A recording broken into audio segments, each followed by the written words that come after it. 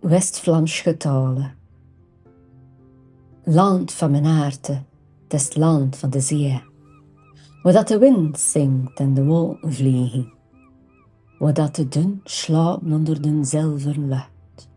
En de zon straalt met de goeden gezicht. De meeuw schreeuwen laat een blauw hemel.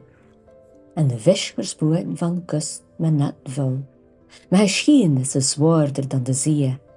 Maar dat land van mijn harte, dat gaat nooit verloren. De dingen staan als wachters op uw erf. En in de valen bloeit de oogst. De koeien grazen stil in het groene land.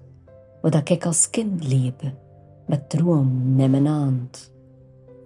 De kerktoren rist op het eindeloze dak van hemel.